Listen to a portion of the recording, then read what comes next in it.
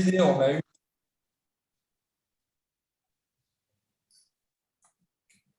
a eu une succession de textes depuis 2014. Donc, une première loi, donc vous voyez que cette succession est intervenue sous deux présidences différentes. La première loi est intervenue en 2014, complétée par une loi du 5 septembre 2018, qui était plus ou moins la suite de la loi de 2014. Et enfin, une dernière loi, la loi du 22 mai 2019, qui là, pour le coup, a obligé notamment les branches à négocier sur la question de la formation professionnelle. Ensuite, bon, vous avez toute une série d'articles dans le Code du travail sur la formation professionnelle tout au long de la vie, avec quand même un point important, vous verrez, c'est l'article L6111-1 qui prévoit quand même, et c'est par cette phrase qui est quand même introduite le Code du travail, la partie sur la formation professionnelle. La formation professionnelle tout au long de la vie constitue une obligation nationale. Alors, obligation pour le législateur, obligation pour l'État, mais aussi obligation pour l'employeur. C'est-à-dire qu'on a vraiment placé la formation professionnelle au rang des priorités.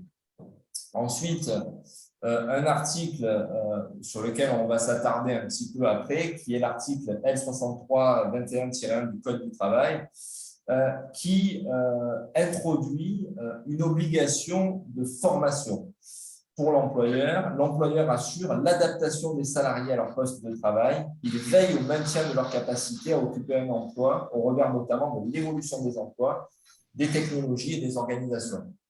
Donc, c'est vrai que dans un secteur comme le vôtre, celui des offices de tourisme, qui connaît quand même sur les dernières décennies, et je dirais même les dernières années, des révolutions, la révolution du numérique, quand même, qui a impacté toute votre activité. Cette obligation d'adaptation des salariés à leur poste de travail prend tout son sens. Voilà, donc c'est vraiment quelque chose que vous devez avoir en tête, puisqu'il y a des conséquences qui en découlent. Alors, les obligations de négociation sur la formation. Alors, quand je parle de négociation, je parle de négociation avec les partenaires sociaux. Alors, vous avez une négociation qui se fait dans l'entreprise et une négociation qui se fait au niveau de la branche des organismes de tourisme.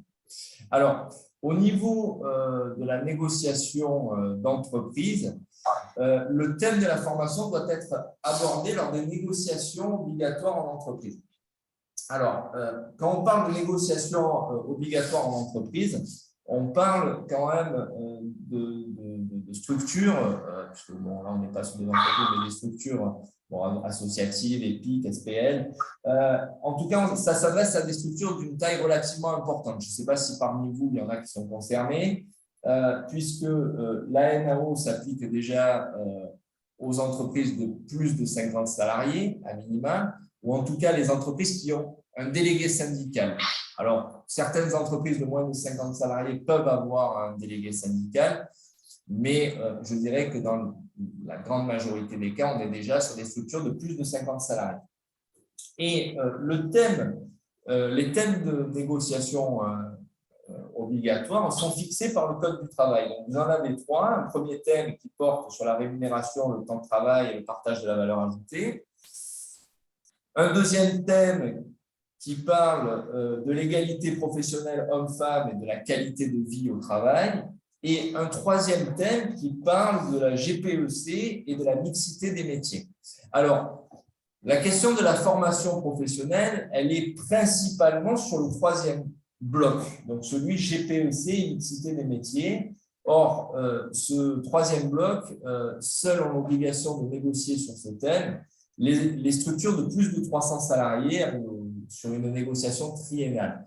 Donc, 300 salariés, je dirais que c'est un seuil qui est rarement atteint dans les structures d'office de tourisme. En revanche, vous allez aborder la formation professionnelle sous un autre angle dans les négociations, celui de l'égalité professionnelle homme-femme, puisqu'effectivement, au titre de ces principes d'égalité, les femmes et les hommes doivent avoir le même accès à la formation professionnelle. Je dirais que c'est un principe évident. Voilà. Donc, Là, on est sur le thème négociation d'entreprise. On passe aux négociations de branche. Alors, pourquoi on intervient aussi aujourd'hui, et d'ailleurs, je remercie Eric Lemaire de nous avoir sollicité. On intervient, le cabinet Capstan, au niveau de la négociation de branche. Donc, Marine, qui va prendre la parole juste après, participe notamment au CCPNI et a participé donc avec Laurent Deschaux, qui est le troisième membre de l'équipe, à la négociation des derniers accords qui ont été conclus au niveau de la branche d'activité des organismes de tourisme en matière de formation professionnelle. Donc, la formation professionnelle revient dans les négociations de branche tous les 3 ans. Minimum, hein, c'est une négociation triennale. Donc là, vous verrez, on va y venir après, vous avez eu 2 accords qui ont été conclus en 2020. Il y en avait un aussi en 2019 qui a désigné d'ailleurs l'AFDAS comme OPCO. Donc, il y a des thèmes imposés au niveau de la négociation de branche, ils sont nombreux. Donc, vous avez la formation, la validation des acquis de l'expérience, le CPF, la formation des travailleurs handicapés, le complément de formation, réduction de l'indemnité de fin de contrat de CDD, l'accord de GPEC et les mesures de prévention de la pénibilité. Alors, bon, à ce stade, tous les thèmes cités là, sur les 5 thèmes n'ont pas encore été abordés au niveau de la branche. On s'est pour l'instant cantonné au premier thème, celui de la formation VAE et CPF, dispositifs PROA, tous ces dispositifs qui vont vous être présentés après par l'AFDAS. On a encore des thèmes à aborder, travailleurs handicapés, CDD, GPEC et pénibilité. Je pense que ça fera l'objet des négociations sur les prochaines années, prochains mois. Alors, du coup, je prends la suite sur donc, les accords de branche. On a souhaité faire un petit focus sur les 2 derniers accords, notamment sur un qui ont été conclus en matière de formation. Donc, en décembre 2020, 2 accords ont été conclus. Un relatif au dispositif de la PROA que l'AFDAS vous présentera plus tard, qui en fait est un dispositif de transition professionnelle qui permet une reconversion et qui implique que la branche définisse les diplômes qui sont ouverts à ce dispositif de PROA. Donc celui-là, on n'en parlera pas puisque l'AFDAS vous en parlera plus tard du dispositif. Et de toute façon, les formations éligibles à la PROA, vous les trouvez sur la plateforme juridique avec l'accord qui est affiché. Par contre, on va revenir un peu plus précisément, mais tout de même assez rapidement, parce que le but n'est que de présenter les nouveautés de cet accord par rapport aux dispositions de la convention collective antérieure à 2020. Donc, il y a un accord qui, en fait, est venu se substituer à l'intégralité des accords formation qu'on a trouvés avant 2020, donc notamment à celui du 2 décembre 2015, qui, en fait, est propre à la formation. De suite 2016, qui était venu modifier les conditions de rémunération des contrats de professionnalisation, et de suite du 29 juillet 2017, qui venait mettre en œuvre la Commission paritaire nationale de l'emploi et de la formation.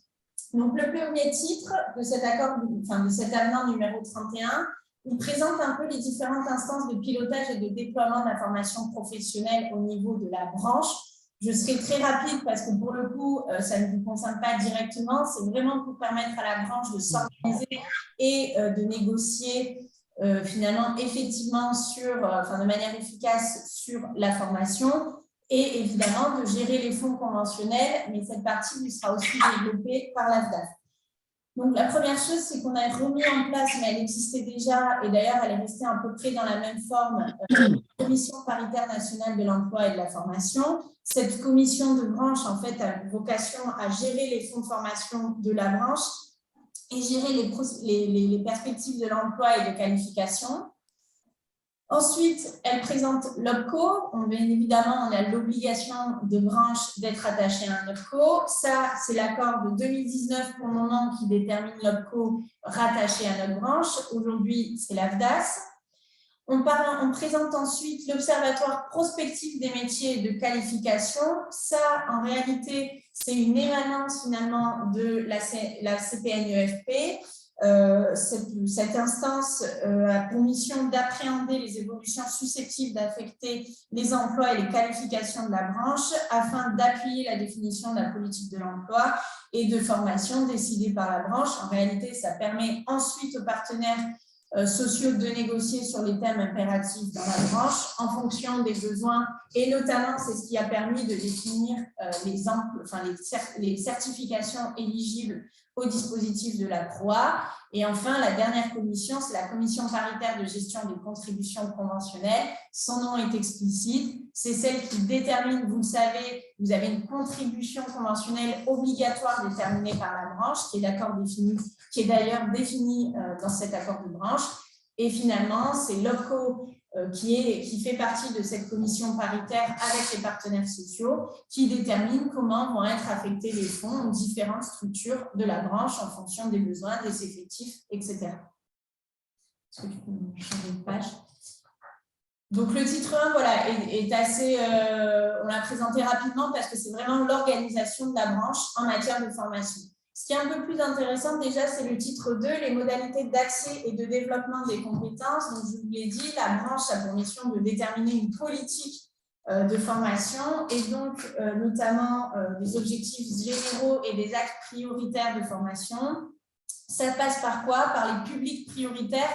Et là, c'est important d'en prendre connaissance puisque quand vous allez organiser les formations, il faut s'assurer de s'occuper notamment de ces publics prioritaires si vous êtes concerné, si vous en avez dans les structures. Donc, le personnel ayant un niveau de formation infra-licence professionnelle, le personnel ayant une certification de niveau 5, donc toujours licence professionnelle, ou plus sur des thématiques autres que celles de l'article 5. Alors, l'article 5, c'est en fait les axes prioritaires de la formation. Bon, concrètement, chez vous, il n'y a pas de grande surprise. Aujourd'hui, vraiment, ce sur quoi, depuis 2020, les partenaires sociaux ont souhaité appuyer, c'est tout ce qui est le développement du e-tourisme pour permettre aux structures de s'adapter tout simplement à l'évolution de notre société et donc de développer des sites internet, des plateformes de vente, etc. Donc, vous verrez d'ailleurs, il y a dans le dispositif CROA, il y a essentiellement des certifications qui tournent autour de ce développement du e-tourisme. Le personnel n'ayant pas suivi d'action de formation depuis au moins 3 années, le personnel en retour de congé parental et ou congé maternité et ou longue maladie. D'ailleurs, dans l'accord sur l'égalité homme-femme, il y a vraiment un pan sur la formation des salariés qui ont été absents un certain temps en raison justement de contraintes familiales, alors congé maternité, parental, donc pas que les femmes, mais aussi les hommes. Le personnel se voyant confier de nouvelles responsabilités. Il y a eu un souhait, alors finalement, ça a été une grande discussion, ça a été un souhait de valoriser les tuteurs dans les contrats de professionnalisation, dans les contrats d'alternance, mais aussi les tuteurs de stage, etc. Pour autant, la branche n'a finalement pas souhaité imposer une contrainte financière notamment ou des contraintes trop lourdes aux différentes structures, en ayant conscience qu'on a des petites structures pour qui ça pourrait être plus compliqué. Donc, finalement, la valorisation de ces salariés passe par un rappel de la mission, c'est vraiment d'accompagner au plus près les salariés et les stagiaires qui viennent se former chez vous par les différents moyens qui existent et une incitation des partenaires sociaux pour les structures à désigner des tuteurs proches du terrain en leur libérant du temps et en les formant. Parce que c'est vrai que c'était… Alors ça, c'est vraiment les partenaires sociaux côté salariés qui ont fait remonter que bien souvent, par facilité, on prenait le directeur de la structure, mais en réalité, ce n'est jamais lui qui forme directement un salarié ou qui a un contrat d'alternance ou d'apprentissage ou même un stagiaire. C'est souvent les salariés du terrain et donc ils ont souhaité qu'on mette en avant cette importance de formation par des gens qui sont directement sur le terrain et donc qui ont une connaissance du métier bien spécifique. Enfin, le dernier point sur lequel a souhaité insister la branche, c'est le rôle des IRP dans ce sujet qui est la formation. Alors, il y a de toute façon une éducation ou de consultation dans les entreprises de plus de 50 salariés et de négociation, comme l'a dit Arnaud, sur la formation. Mais ils ont aussi souhaité qu'il y ait une information annuelle sur le bilan de l'année passée et sur les projets à venir pour l'année d'après. Même dans les structures de moins de 50 salariés, et cela auprès du coup directement des salariés s'il n'y a pas de CSE. Voilà. Alors, les derniers points, c'est les outils de la formation, mais là, pour le coup, on n'insistera pas puisqu'ils vous seront présentés par la DAS. Juste rapidement, pour exposer les nouveautés et attirer votre attention, dans le plan de développement des compétences, ça, je laisserai la DAS développer. Le contrat d'apprentissage, la petite nouveauté, et j'insiste parce qu'on a eu beaucoup de questions sur la plateforme, il y a eu une modification des règles relatives à la rémunération de ces contrats d'apprentissage. Avant, on avait des règles spécifiques en matière de contrat, enfin de rémunération des contrats d'apprentissage dans la branche. On est revenu au dispositif légal, c'est-à-dire aux pourcentages qui sont prévus par le Code du travail. Mais petite nuance, faites attention, les pourcentages prévus par la loi s'appliquent au SMIC, vous, ils s'appliquent au minimum conventionnel. Donc, pensez bien à vérifier les minimums conventionnels qui sont généralement supérieurs au SMIC. Alors, pas forcément pour les 1.1, mais dès les 1.2. Et donc, vérifiez à bien appliquer des pourcentages légaux à ces minimums conventionnels. Pareil pour le contrat de professionnalisation, on est revenu à la rémunération prévue par la loi, mais en l'appliquant au minima conventionnel. Donc, ça induit aussi que quand on augmente les minima conventionnels, il faut adapter en conséquence les rémunérations des apprentis et des contrats de professionnalisation. Ensuite, on parle du dispositif PROA, qui est un nouveau dispositif en fait et qui vous sera présenté par la DAS, enfin nouveau pas tellement puisqu'il existait avant, mais sous un autre nom. Et enfin, les entretiens professionnels, on va vous développer puisque pour le coup, les partenaires sociaux ont souhaité insister dessus parce qu'on s'est rendu compte que les structures n'avaient pas forcément connaissance des règles et mélanger bien souvent les entretiens professionnels et les entretiens d'évaluation annuelle que vous faites dans la plupart des structures. On y reviendra à la fin de notre présentation. Alors, on en vient finalement aux obligations légales à la charge de l'employeur, qui est effectivement l'obligation déjà, le premier chef, obligation de formation. Alors, c'est une obligation qui découle directement du contrat de travail et qui incombe à toute structure qui emploie des salariés. Alors, vous, en tant qu'employeur, vous avez l'obligation d'assurer l'employabilité des salariés, ce qui implique, ce que je vous disais tout à l'heure en vous lisant l'article du Code du travail, l'article 63-21-1, que vous assuriez l'adaptabilité du salarié à son poste de travail pour le maintenir dans son poste, dans la durée, puisque effectivement, vous avez beaucoup de collaborateurs qui font, et alors tout particulièrement dans les offices de tourisme, on voit certaines fois des carrières de longue durée dans les offices, a fortiori dans les offices de montagne. Alors, au-delà de ça, l'employeur doit aussi contribuer à la sécurisation des parcours et à la mobilité professionnelle des salariés. Donc, on rejoint un petit peu le même thème. Et pour cela, vous avez effectivement des outils de contrôle sur lesquels on va venir, qui sont l'entretien professionnel, puisque à cette occasion, on consacre toute une partie de l'entretien aux perspectives d'évolution professionnelle du salarié. On va l'interroger vers où il veut aller, vers où on veut le voir aller. Et à cette occasion, définir, le cas échéant, les actions de formation à mettre en œuvre pour permettre cette évolution professionnelle. Ensuite, l'entretien professionnel, il a une autre vocation, c'est-à-dire que vous, employeur, vous allez définir les perspectives d'évolution avec le salarié, mais lui aussi, le salarié, s'il a des difficultés dans l'exercice de son activité, s'il voit des points sur lesquels une amélioration est nécessaire, et là, on peut avoir un lien d'ailleurs avec l'entretien d'évaluation, même s'ils ne doivent pas être, même si on ne doit pas faire un seul et même entretien, on peut évidemment avoir un vase communicant entre ces deux entretiens. Donc, lorsque vous avez identifié une carence sur un point particulier, bien évidemment, il faudra l'aborder lors de l'entretien professionnel pour identifier la formation qui pourrait permettre de rectifier cette carence et permettre aux salariés de donner satisfaction. Alors, les actions de formation, c'est une obligation de moyens pour l'employeur. C'est-à-dire que, alors là, quand je parle d'obligation de moyens, c'est vraiment une notion juridique. Vous savez qu'en droit du travail, d'ailleurs en droit de manière générale, vous avez deux types d'obligations. Vous avez les obligations de résultat. Alors, on en a longtemps entendu parler d'ailleurs en matière de sécurité, où on disait finalement l'employeur a une obligation d'arriver à un résultat, à savoir assurer la sécurité. L'obligation de moyens, c'est, je dirais, en dessous de l'obligation de résultat, c'est que vous allez devoir tout mettre en œuvre et justifier que vous avez tout mis en œuvre pour permettre à vos salariés d'être formés et permettre cette adaptation au poste de travail. Alors, évidemment, pour justifier du respect de cette obligation de moyens, vous allez avoir effectivement le plan de développement des compétences qui est venu remplacer le fameux plan de formation. Bon, on est juste sur une différence d'intitulé. Il faut quand même avoir conscience pourquoi on parle d'obligation de formation, parce qu'effectivement, en cas de manquement à cette obligation, évidemment, il y a des conséquences qui en découlent. Alors, les conséquences, elles sont multiples.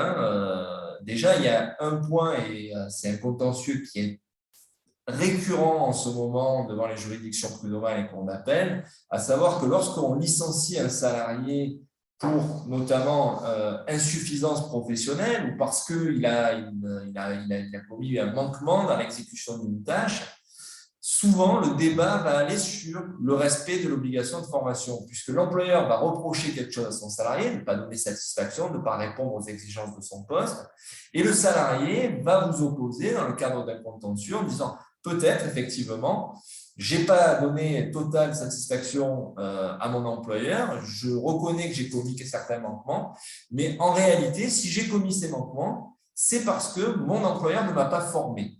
C'est-à-dire mon métier a évolué, j'ai sollicité à plusieurs reprises des formations qui ne m'ont jamais été dispensées, et c'est pour ça qu'en bout de course, j'ai fini par ne plus répondre aux attentes de mon employeur. Donc vraiment, il y a une importance de suivre la formation de ces salariés, ne serait-ce que pour éviter ce genre d'argument dans le cadre d'un contentieux prud'homal. Donc voilà, donc franchement, focus sur ce point. Et au-delà, effectivement, des conséquences que peut avoir un défaut de formation sur une mesure disciplinaire, on a aussi, effectivement, le risque qu'un salarié saisisse la juridiction prud'homale pour solliciter des dommages et intérêts.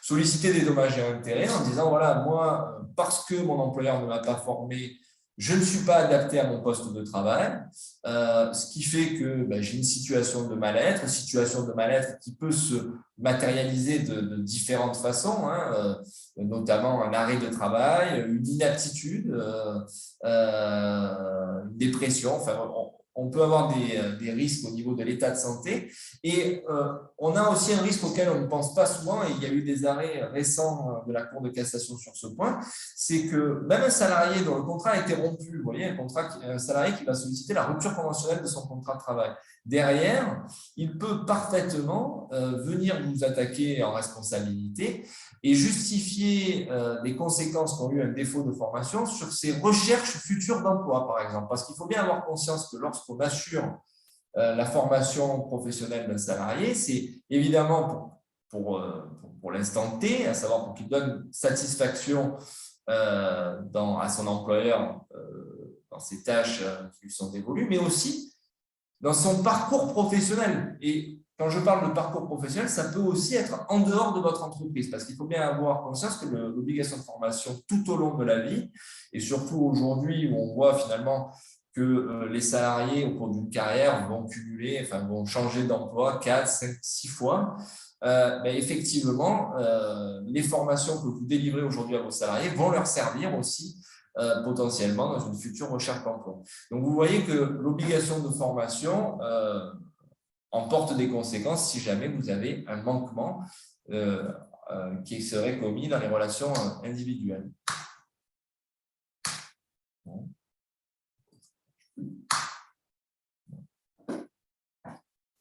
Il faut avoir conscience qu'on le voit quand même de plus en plus, et notamment, on le voit aussi sur… il y a beaucoup qui envisagent des licenciements pour insuffisance professionnelle, etc. Mais si vous n'êtes pas capable de démontrer que vous avez formé votre salarié, que vous lui avez donné les outils pour pouvoir exécuter sa prestation de travail, en réalité, il peut vous en tenir rigueur et le juge vous en tiendra rigueur. Donc, l'idée, et on l'a vu sur ces dernières années, d'ailleurs, c'est quand on a négocié sur la formation, vraiment, les partenaires sociaux côté salariés ont insisté sur ça. Dans les organismes de tourisme, on a des gens qui font des longues carrières et qui ont vraiment vu évoluer le métier. Le métier a complètement changé, le métier de conseiller en séjour c'est beaucoup diversifié ces dernières années et vous avez vraiment cette obligation de permettre à vos salariés de rester sur leur poste et de pouvoir continuer à exécuter leurs prestations malgré les évolutions et donc malgré les nouvelles tâches que vous leur demandez de réaliser. Alors, après, quand on parle d'obligation de formation, il faut qu'on encadre cette obligation. C'est-à-dire que ce n'est pas parce que vous avez cette obligation de formation et d'adapter votre salarié à son poste de travail que vous allez devoir lui délivrer, par exemple, une formation de nature à lui permettre de changer d'orientation professionnelle. Le but, c'est quand même de l'adapter à son poste de travail et non pas sur une évolution dans un autre secteur d'activité, sur un métier qui serait totalement différent. Donc, on est quand même cantonné sur un lien entre le poste qu'il occupe et les formations qu'on lui délivre.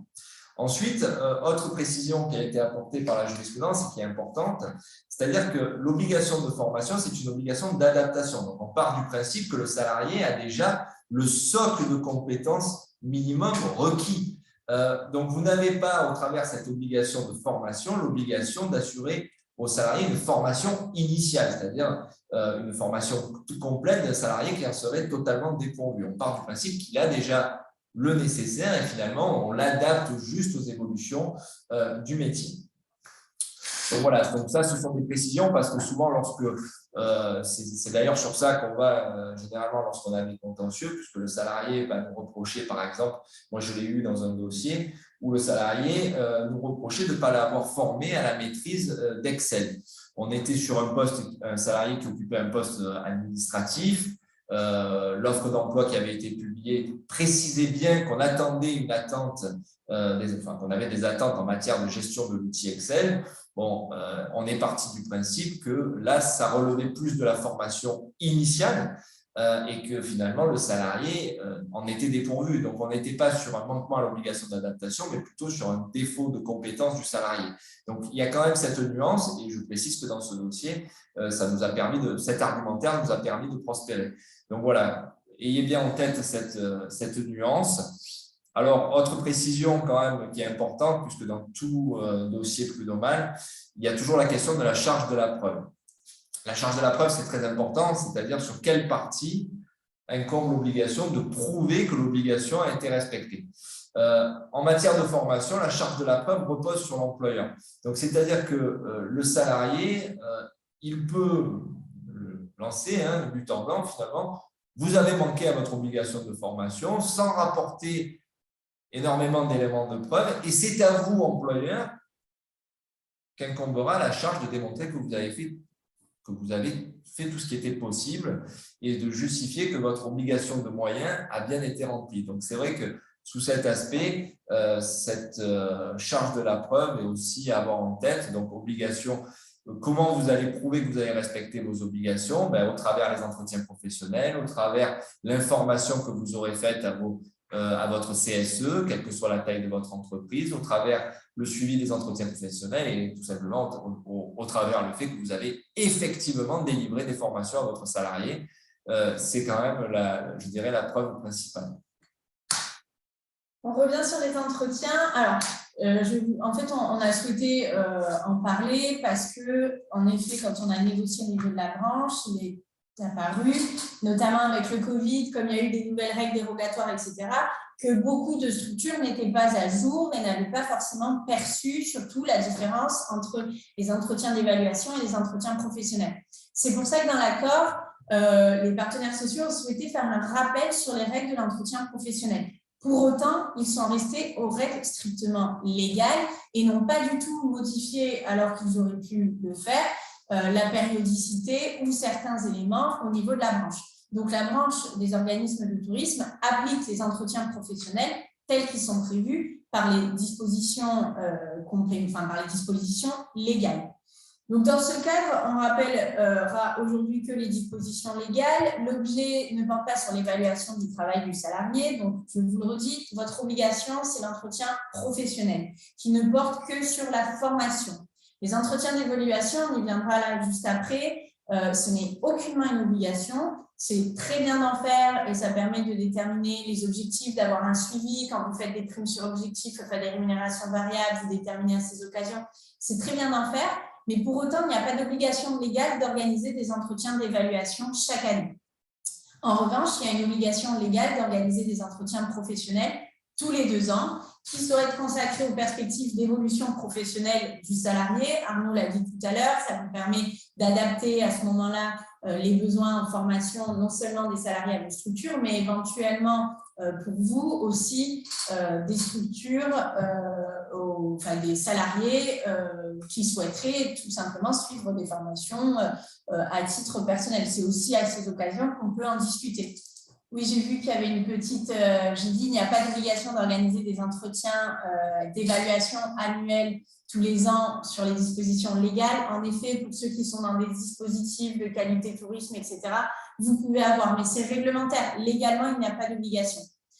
À l'occasion d'entretiens professionnels, l'employeur a aussi une obligation, c'est celle de transmettre des informations sur certains dispositifs, le VAE, validation des acquis d'expérience, le compte personnel de formation, comment on utilise son compte personnel de formation, les abondements de l'employeur au CPF, le compte personnel de formation, puisque vous savez, la loi de 2018 a aussi changé les règles en matière d'abondement du compte personnel de formation des salariés et les conseils en évolution professionnelle.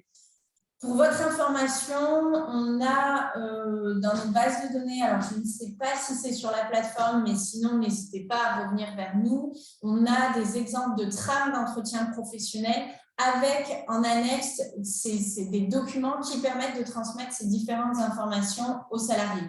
Donc, n'hésitez pas à revenir vers nous par l'intermédiaire de la plateforme ou directement sur nos mails. Et je crois, j'ai un doute, je ne suis pas certaine que ce soit sur la plateforme, mais il y a une fiche en tout cas, une fiche sociale sur les entretiens professionnels. Si je peux me permettre d'intervenir, c'est peut-être quelque chose que vous pourriez nous transmettre et qu'on transmettra à tous les participants dans le cadre de l'envoi des présentations de cette conférence. Oui, tout à fait. Aucune difficulté. Donc, comme je vous l'ai dit, la branche n'a pas modifié les règles en matière d'entretien professionnel, alors que par le Code du travail, elle avait possibilité de modifier notamment la périodicité. Donc, vous, aujourd'hui, votre obligation, c'est d'organiser cet entretien professionnel tous les 2 ans. Vous devez informer, alors c'est important, il faudrait d'ailleurs l'intégrer dans votre contrat de travail, vous devez informer au moment de l'embauche du salarié du fait qu'il aura ces entretiens professionnels tous les 2 ans. Donc, généralement, on fait une clause dans le contrat de travail qui s'appelle entretien professionnel et qui indique au salarié qu'il en bénéficiera tous les 2 ans à côté de sa date d'embauche, évidemment. Lorsque vous faites l'entretien, vous devez obligatoirement faire un résumé écrit de l'entretien et en remettre une copie au salarié. Alors souvent, j'ai eu des questions, là dernièrement, on a eu des questions sur est-ce qu'il doit être signé par les 2 parties, etc. Oui, c'est mieux parce que ça prouve que vous êtes d'accord sur l'objet de ce résumé écrit, mais pour autant, il n'y a pas strictement d'obligation. Votre obligation, c'est d'en transmettre une copie au salarié. Et de même, comme on vous l'a dit, on a des trames un peu d'entretien qui vous permettent de les organiser et surtout de les synthétiser à l'écrit. Alors, un point important sur ces entretiens professionnels, au-delà de la périodicité de 2 ans, et là pour le coup, c'est la règle, je dirais, de principe, vous avez des événements particuliers qui vous obligent à faire procéder à un entretien. Alors, certaines fois, nous, on le voit chez nos clients, on oublie, on a un salarié qui est absent depuis X temps, par exemple le congé maternité auquel a succédé un congé parental, et le salarié, finalement, il est intégré, il arrive un petit peu dans des conditions, après des fois 2 ans d'absence, et il n'y a pas cet entretien qui est fait. Or, la loi impose, notamment après un congé maternité, après un congé parental d'éducation, un congé de proche aidant, un congé de solidarité familiale, un congé d'adoption, enfin, énormément de congés finalement liés à des obligations familiales, ou aussi en cas d'arrêt longue maladie, sachant que l'arrêt longue maladie n'est pas défini par les textes, donc c'est quand même à vous de l'apprécier. Moi, je conseille en général de se fonder sur la définition qu'il y a dans le Code de sécurité sociale. Je crois que c'est 6 mois. Donc, effectivement, dès lors que vous avez un arrêt qui approche 6 mois, pensez bien à faire un entretien sur la formation professionnelle. Congé sabbatique et mandat syndical. Alors, point important, précision qui a été apportée, cet entretien, excusez-moi, doit être organisé, même si le salarié a déjà bénéficié d'un entretien dans les 2 années précédentes, tout simplement parce qu'on part du principe qu'une absence longue durée peut avoir un impact sur l'acquisition des compétences, l'adaptation au poste, et qui a pu intervenir des fois sur une très courte période. Hein. Vous êtes doté d'un nouvel outil ou je ne sais, ce qui peut intervenir même sur une absence qui n'aura duré que quelques mois. Donc, effectivement, on doit se poser la question d'un éventuel besoin en formation pour permettre la réintégration du salarié sur son poste. Alors, l'entretien peut avoir lieu effectivement à l'initiative du salarié, ça arrive, que ce soit le salarié qui demande un entretien. Généralement, lorsque ça arrive, c'est souvent que le salarié veut évoquer, je parle dans des cas qui arrivent régulièrement, une rupture conventionnelle, ça peut arriver, mais on peut imaginer aussi le salarié qui est vraiment inquiet des conditions de sa réintégration, de sa formation et des évolutions qui ont pu intervenir et qui va solliciter cet entretien. Bon, en réalité, c'est souvent l'employeur qui est à l'initiative de l'organisation de cet entretien, étant précisé que l'entretien peut parfaitement avoir lieu à une date antérieure à la reprise du poste. Et je dirais que c'est même mieux parce que s'il y a un besoin en formation qui est identifié, il y a des démarches à faire, vous allez devoir vous rapprocher de votre OPCO, définir la formation la plus adaptée aux besoins identifiés. Donc effectivement, il y a une logique à ce que cet entretien intervienne quelques semaines, voire 1 mois avant la reprise.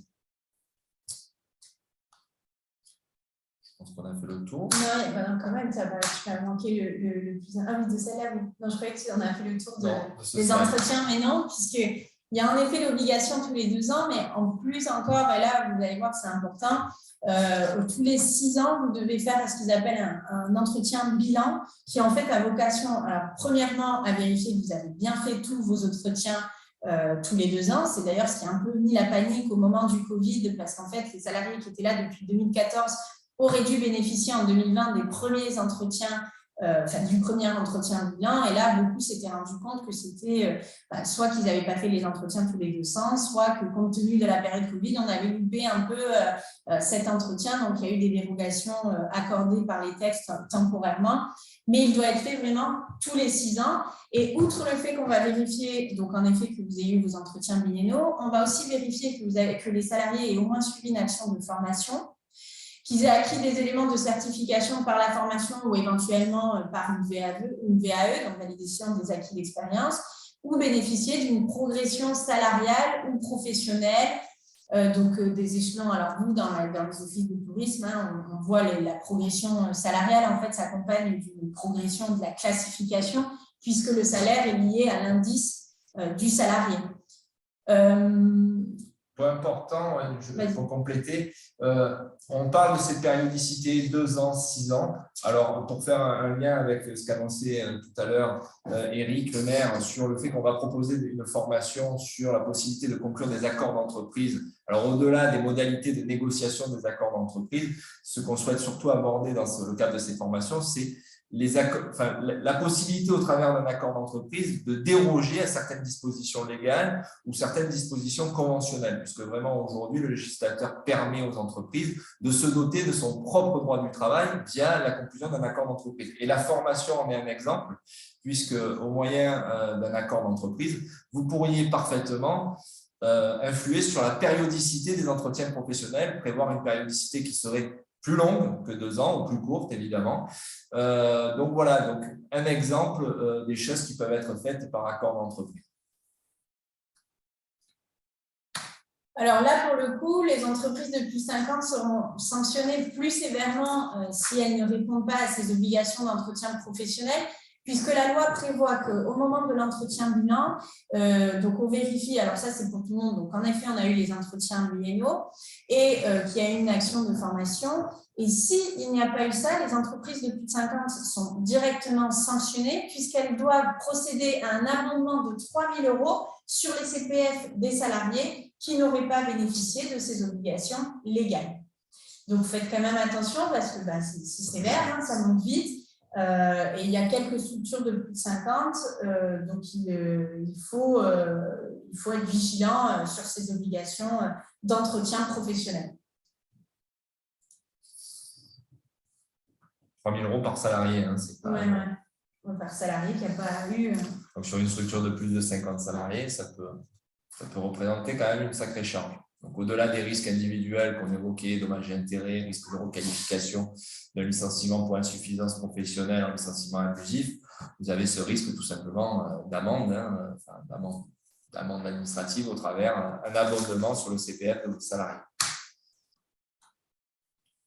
Bon, on a presque fini. Après, on avait juste fait un petit point sur l'entretien d'évaluation, donc qui, je le rappelle, n'est pas obligatoire au titre de la loi, mais peut l'être en effet dans certains dispositifs auxquels peuvent se soumettre les organismes de tourisme.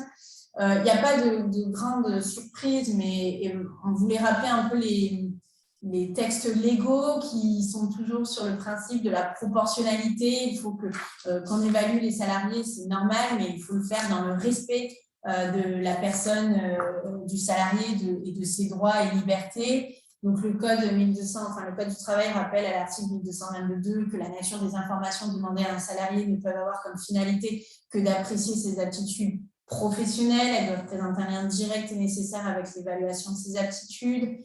De même, les méthodes ou les techniques d'évaluation professionnelle doivent être préalablement portées à la connaissance du salarié et être pertinentes au regard de la finalité poursuivie. Ça, c'est vrai que des fois, c'est pas, enfin, ça semble bête de le rappeler, mais c'est important parce qu'on se rend compte des fois que c'est complètement oublié. Et notamment, je le rappelle, alors c'est pas de l'évaluation, mais c'est sur les entretiens d'embauche. Quand vous allez appeler des références d'anciens employeurs, etc., vous devez en informer le salarié. C'est primordial. Donc, voilà, pensez bien dans les méthodes d'évaluation à respecter ces principes qui sont posés par le Code du travail et qui, du coup, pourraient vous être reprochés si vous ne les respectez pas par le salarié qui pourrait caractériser un préjudice. D'où l'intérêt souvent, d'ailleurs, et ça se fait dans la plupart des cas, de transmettre la grille d'évaluation en amont de l'entretien. C'est-à-dire que le salarié prépare son entretien d'évaluation. En général, d'ailleurs, on lui demande de formuler certaines observations, ce qu'il considère lui-même en termes d'atteinte des objectifs fixés. Donc, quelque part, l'information est faite par cet intermédiaire-là. Après, on a mis les critères, là, tu as une chose à rajouter sur ce slide? Non, juste les critères d'évaluation, ils doivent être pertinents et objectifs. C'est la slide d'après.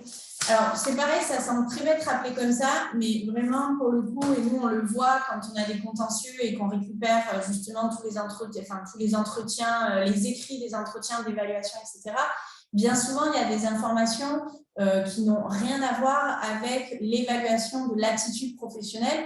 Parce que c'est vrai qu'au cours de ces entretiens d'évaluation annuels, on a tendance à discuter et donc un peu à déborder sur les sujets, mais faites attention à bien noter et à bien évaluer le salarié qu'avec des critères qui n'ont vocation à apprécier que les aptitudes professionnelles. Et vraiment, j'insiste, ça semble bête, mais des fois, il suffit de regarder les entretiens qu'on a pu faire dans le passé pour se rendre compte qu'on est un peu sorti de ces critères. Surtout l'adapter au poste, parce qu'on a souvent tendance à avoir une grille d'évaluation qu'on duplique sur tous les postes de la structure. Or, les attentes envers un conseiller en clientèle ou par rapport à quelqu'un qui va occuper un poste purement administratif qui n'est pas en contact avec le public, ce n'est pas les mêmes. Donc, pensez aussi dans vos grilles d'évaluation à les adapter au poste et au profil du salarié dont vous allez évaluer les compétences. Donc, on termine par ça. Donc, alors, est-ce qu'il y a des questions?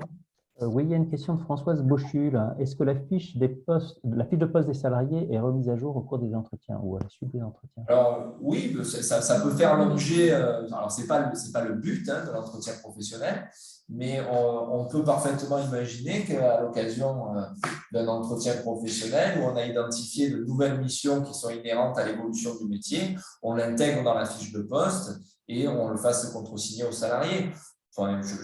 C'est pas l'objet de l'entretien, mais je ne vois aucun obstacle au fait qu'on puisse avoir cette discussion-là. Ça pourrait même être finalement une introduction à l'entretien professionnel en disant voilà, l'actualisation de ton métier, c'est ça. On a ciblé telle mission qui n'apparaissait pas dans ta fiche de poste initiale. Donc voilà, et sur ces missions-là, il y a tel besoin en formation. Voilà, donc pourquoi pas? Question, à ma connaissance, nous n'avons plus de flyers sur les CPF. Nous ne sommes plus opérateurs en chaque. dispositif. Non, mais vous devez tout de même, en principe, alors nous, en fait, l'obligation de l'employeur, c'est d'informer le salarié sur comment utiliser son CPF. Et en réalité, c'est assez simple, c'est juste qu'il faut lui rappeler qu'il y a maintenant un site internet unique, c'est le compte personnel de formation, que de toute façon, pour utiliser le CPF, on ne peut utiliser que les organismes de formation qui sont inscrits sur ce site, en fait, et qui ont une habilitation particulière. Mais du coup, voilà, le modèle, on en a, je crois que nous, on en a, on vous transmettra. C'est vraiment une information simple, mais l'obligation de l'employeur est de dire, voilà, le CPF, après le CPF, je vous le rappelle, le salarié peut l'utiliser pour des fins totalement personnelles et qui n'ont rien à voir avec son employeur. On peut utiliser son CPF pour faire une formation de cuisine si on est conseiller en séjour. Ça appartient au libre arbitre du salarié. Aujourd'hui, le CPF, c'est vraiment le libre arbitre du salarié. Après, vous pouvez vous pouvez aussi vous mettre d'accord avec vos salariés pour qu'il utilise son CPF sur une formation qui vous soit utile, quitte à ce que vous complétiez le financement de la formation. Parce que bien souvent, c'est vrai que les droits sur les CPF ne sont pas forcément suffisants selon l'ancienneté, l'âge du salarié, depuis quand il travaille, à indemniser, à payer l'ensemble de la formation. Voilà. Je pense qu'on a fait le tour des questions. Est-ce qu'il y a d'autres remarques ou d'autres questions? Sans quoi… On vous fera passer la trame du coup des entretiens et le support également. Merci. S'il n'y a pas d'autres questions sur ce volet-là, je vous propose donc de passer la parole à Marie-Lou Tissot et Isabelle Pinet pour parler maintenant de l'AFDAS et des dispositifs de financement de la formation, entre autres. Au revoir à tous. Au revoir. Merci Arnaud, merci Marine. Merci. Bonjour à tous, donc je suis Marie-Lou Tissot de l'AFDAS et donc je suis accompagnée par Isabelle Pinet pour cette présentation. Et merci à Éric Lemaire de nous avoir conviés en fait sur cette présentation. L'AFDAS, donc on va vous rappeler rapidement qui nous sommes, vous commencez maintenant à nous connaître. En fait, nous sommes l'opérateur des compétences des industries créatives et récréatives. Nous représentons en fait 44 branches couvrant 15 secteurs d'activité. On accompagne pas loin de 63 551 entreprises sur toute la France. L'AFDAS est aussi un réseau et une proximité renforcée avec 12 délégations régionales, 24 implantations territoriales. Et pour l'Auvergne-Rhône-Alpes, donc vous avez notamment Isabelle Pinet qui est à Chambéry, sur les portefeuilles entreprises de plus de 5 salariés, 5 et plus de 5 salariés. Moi, je suis située sur Lyon, en fait, et je suis les portefeuilles d'adhérents moins de 5 salariés. Au niveau de nos missions, en fait, nous en avons 5. C'est d'anticiper les évolutions en matière d'emploi, d'identifier les besoins en compétences, de développer l'accès à la formation, promouvoir l'alternance. Donc derrière, on parle de contrat de professionnalisation, contrat d'apprentissage Pro A, et d'apporter un appui technique aux branches. La spécificité aussi de l'AFDAS, c'est qu'on développe aussi l'accès à la formation pour des publics spécifiques comme les intermittents du spectacle et de l'audiovisuel, les artistes-auteurs et les pigistes de la presse écrite. On va faire un petit focus sur la région Auvergne-Rhône-Alpes. En fait, on a 7 600 adhérents en Auvergne-Rhône-Alpes, dont 92% d'adhérents de moins de 11 salariés. Et sur la branche organisme de tourisme, nous avons 217 adhérents. Sur la slide suivante, on vous présente une cartographie des acteurs et des dispositifs. Donc, c'est un peu un rappel des conséquences liées à la réforme de 2018 avec de nouveaux opérateurs, de nouveaux dispositifs. Donc, vous avez France Compétences qui est l'organisme régulateur de la formation professionnelle. Et en dessous, vous allez trouver en fait différents opérateurs. Vous avez le plan d'investissement des compétences, donc le PEC-PIC, le Pôle emploi. Vous avez ensuite le réseau des CIBC, Pôle emploi, APEC et Mission locale, donc pour tout ce qui est CEP, Conseil en évolution professionnelle. Vous avez l'opérateur Transition Pro, Donc là, on est plus sur de la transition professionnelle, la reconversion professionnelle. Pour la partie CPF, donc c'est la Caisse des dépôts et consignations. Et ensuite, vous avez les OPCO, dont l'AFDAS. Donc nous, on intervient principalement sur le plan de développement des compétences des moins de 50 salariés, TPE, PME, sur le conventionnel de branche et sur l'alternance, donc contrat de professionnalisation, apprentissage et le dispositif Pro A. Et après, on a aussi en fait une offre sur de l'appui conseil. RH, on le verra un petit peu plus tard. Et parfois, on peut intervenir dans le cadre de subventions. Actuellement, on a la subvention FNE Formation qui a été mise en place par l'État. Si je peux apporter une petite précision, Marie-Lou, quand on dit qu'on intervient uniquement dans le plan de développement des compétences des TPE et de PME moins de 50, là, on parle bien en termes de plafond de financement, puisque au-delà de 50 salariés, une structure n'a plus, en termes de fonds disponibles, de plan de développement des compétences. Donc, c'est pour ça qu'on met l'accent, mais évidemment, nous accompagnons également des structures de plus de 50. Donc, sur la slide suivante, on fait un petit rappel par rapport à la collecte. Mais là, je pense que vous avez dû tous faire votre déclaration puisque c'était avant le 1er mars de cette année. Donc, concernant la masse salariale 2021, donc c'est encore les OPCO en fait qui collectent cette contribution. Donc, pour les moins de 11 et plus de 11 salariés. Donc, en fait, on va retrouver la CUFPA qui est le taux unique. Ensuite, vous avez les contributions conventionnelles, intermittent du spectacle si votre branche est concernée. Et vous avez également la contribution du compte personnel de formation CDD. Petite précision, cette contribution ne concerne pas les CDD saisonniers en fait, puisqu'ils sont non soumis à ce 1% CDD CPF. Et c'est vrai que nous, on était sur un rythme d'acompte en fait. Isabelle, tu veux préciser peut-être Oui, justement parce qu'il y a eu un changement à partir du 1er janvier Oui. 2022. Oui. On avait organisé depuis 2019 des contributions plus régulières pour que aujourd'hui, au moment où vous faites votre déclaration sur la masse salariale, déclaration annuelle sur la masse salariale 2021, vous ne soyez pas contraint de payer l'ensemble de la contribution sur la masse salariale 2021 et déjà être dans le nouveau système de prélèvement des URSSAF. Donc, c'était pour alléger les montants que vous alliez devoir régler sur le premier trimestre 2022 en tout cas. Donc, il y avait une contribution l'année dernière qui était appelée sur un acompte au 1er mars 2021, puis un deuxième acompte en septembre 2021, et là, vous étiez sur le solde de la déclaration annuelle de la masse salariale 2021.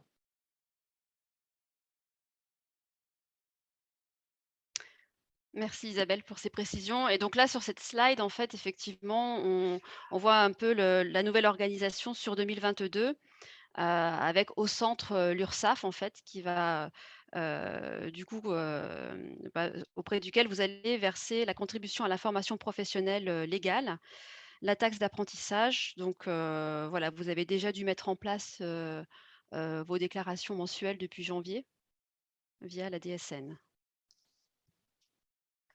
Qui impliquera que notre OPCO n'appellera la contribution qu'en 2 temps au titre de la masse salariale 2022. Il y aura un acompte à verser au 15 septembre 2022 uniquement pour les structures qui auraient fait le choix de faire un versement volontaire.